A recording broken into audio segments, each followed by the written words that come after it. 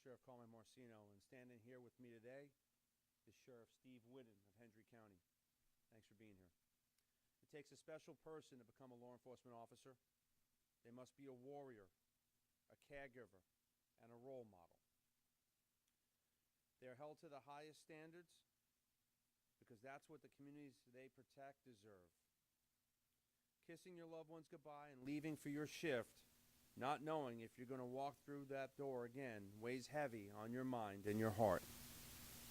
Every single time. When you're at home, you decompress, you sleep, and you spend time with those that support you. You're in the safety of your residence, and trust the other brave men and women of law enforcement to watch your back. On April 13th, one of my family members who resides in Hendry County had his personal property and assigned Lee County Sheriff's Office patrol car damaged. Wasting no time, members of my team and the men and women of the Hendry County Sheriff's Office began to investigate.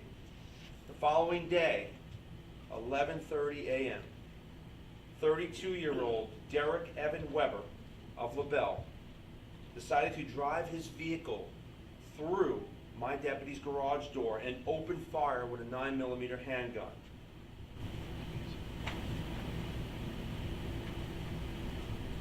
Sheriff Whitten would like to say a few words and describe what he did during this investigation. Sheriff Whitten.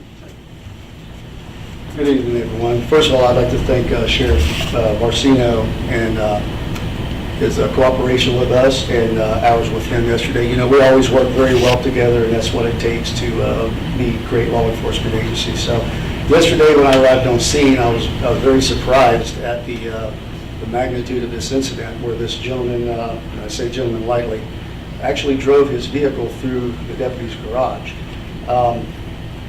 You know, in my opinion, it takes a very mentally unstable person to do something like this, and it could have been bad. But you know, he was quickly apprehended, and he was charged accordingly. The charges will be shown here in a moment.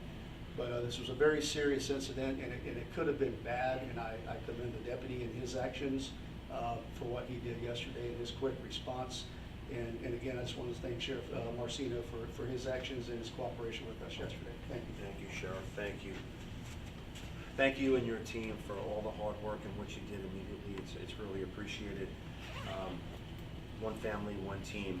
My deputy is a hero. He jumped into action to protect his family. He ran to danger when so many would run away.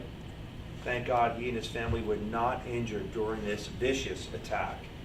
Police officers all over the country, unfortunately, have been attacked for simply just doing their jobs. District attorneys, elected officials in some areas don't hold criminals accountable, releasing them with no bail back into the communities to victimize more people. Not in Southwest Florida. We will and we have maintained law and order and protect those that dedicate their lives to protecting their communities.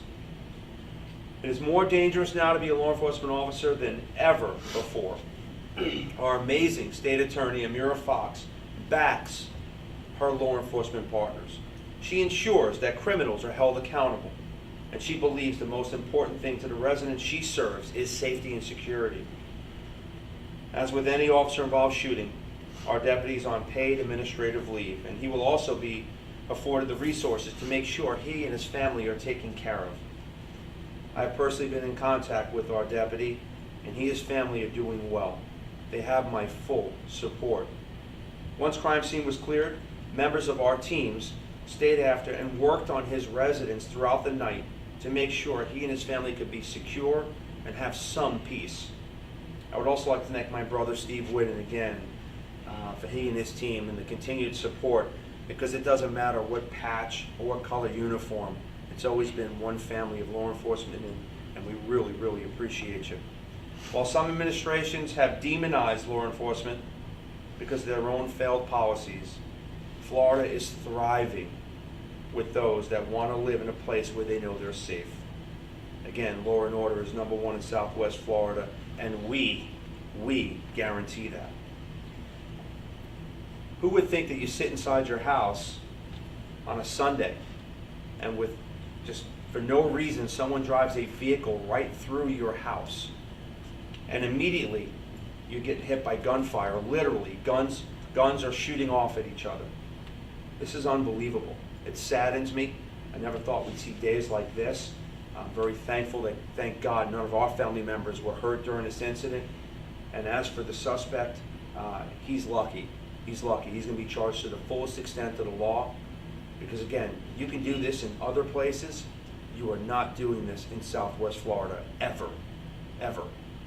At every level, we work together, we have law and order, and we will follow through with our state attorney, Amira Fox, who does an amazing job to ensure that we put him away for as long as possible.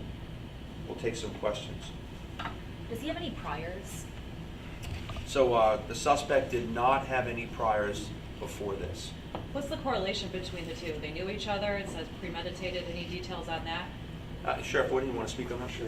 There was really no correlation other than they were neighbors that lived across from each other. But I don't believe they've ever even spoken. So we don't know if there was any past history or There's any no reason past why history. he did No this? reason- There's no reason at this point that we found, no reason at all. Do we know how many shots were fired? I believe there was 7 from So the... that's 16 Yeah, total. 16 total rounds. And do we know how many people were in the house at the time? 2. He and his wife or Son. son? Was there somebody in the passenger seat of the? So his vehicle was designed where the driver was actually sitting in the right side of the vehicle. You can see the design of the vehicle, but our suspect, Weber, obviously, he woke up today, meaning yesterday, and he decided that was going to be the day, for whatever the reason is. So he drives right through someone's house, a deputy, a law enforcement officer, obviously a marked patrol car outside his house is what really started this whole battle. And again, I mean, this is pure evil. To drive through somebody's house, your safe place, and just start firing away with a 9mm handgun. That's pure evil, and you can't kill evil enough. Sheriff, is there any reason to believe this could be a hate crime or that he was singling out law enforcement? So absolutely, and Sheriff Wood and I spoke about this. I mean, it's obvious that there was no previous history between the two of them, but there's a marked police car sitting in the driveway. Obviously, for whatever the reasons is, the investigation is very, very fresh and ongoing, but to this point in time, you know, we can believe he was targeted until we further the investigation, but there's just no reason, no rhyme for this, and honestly, there's no place in the world for this. This is horrendous. We're not going to tolerate this. When you see the video, they say, you know, a picture's worth 1,000 words. Well, this video is worth 1,000,000 words. It says it all. I mean, your home is supposed to be where you and your family have peace. You're safe, you're secure, especially for a law enforcement officer. When you put that uniform on and you go to work, you have to have a mindset, a survival mindset. You know you're a target. You know you're answering very, very bad calls, and you have to come home and survive. But when you come home, that's your time to unwind and know that other people are going to watch your back. And in this case, that was not the case. So our guess is going to be that it's a target against law enforcement for certain. Sheriff, do you... Yeah, like I said, this incident could have been worse if he had to decide to do what he did. He could have simply waited for the deputy to walk outside and open fire, which would have been really bad. So again, we have no reason to believe that this was anything but a targeted attack on law enforcement. And most importantly, I'm proud of our deputy. I mean, here he is. He's in his home. He's not working, but you can see in the video he actually, he retreats immediately. He's able to get his firearm, and his training kicks in, and survival kicks in, and thank God again he was not hurt, and his son was not hurt in that residence. Is there any time off for this deputy?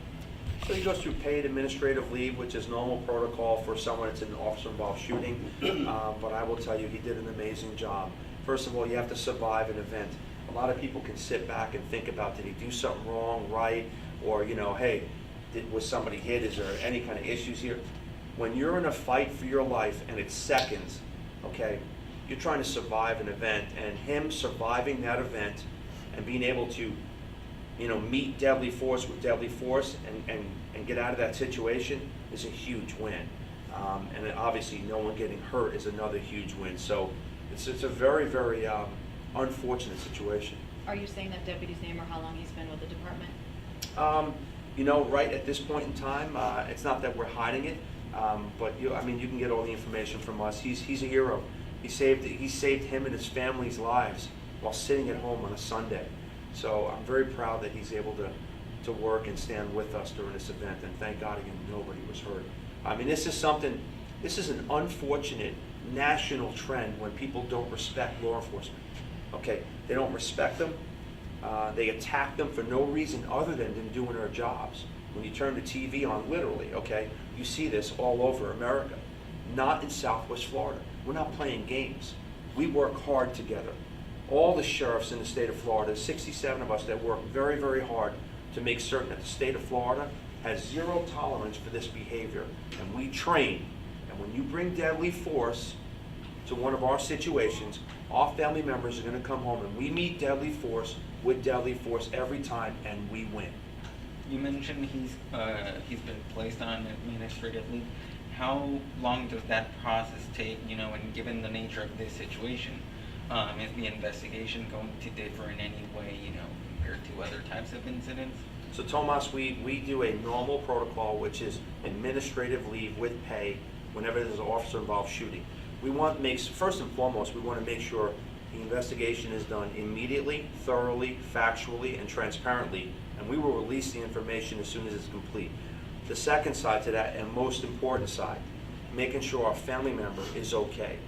He or she goes through a very traumatic situation, so they go through a whole series of events of treatment, meaning they speak to a psychologist. We got to make sure that they are okay during this event. If they needed medical attention, of course, immediately that's going to happen. But it's normal policy and procedure, and we go through this, unfortunately, during an officer-involved shooting. But most importantly, it's protecting our family member and making certain they're fit to go back to work. That's a very traumatic incident, and we got to make sure mentally that they're okay. And if they come back, okay, they come back in the right mindset. Any other questions? As for the suspect, are there any pending charges, or is it possible he will face additional charges? Yeah, we've charged him according, as you can see up here, which is a life felony. He's being held on a no bond. The only unfortunate thing for this, thank God, our family members weren't hurt. Unfortunately, he survived the event. When you try to murder a law enforcement officer, it's unfortunate if you walk away and get charged. I would prefer not. Thank you. Media members, if you could not unplug anything just for a second, we have to take a look at something. I have videos and airdrop for everyone. In the meantime. Perfect.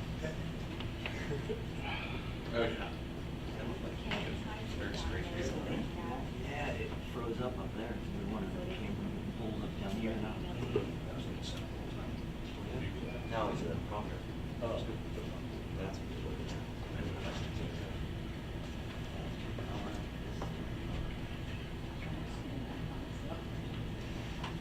Just one, please.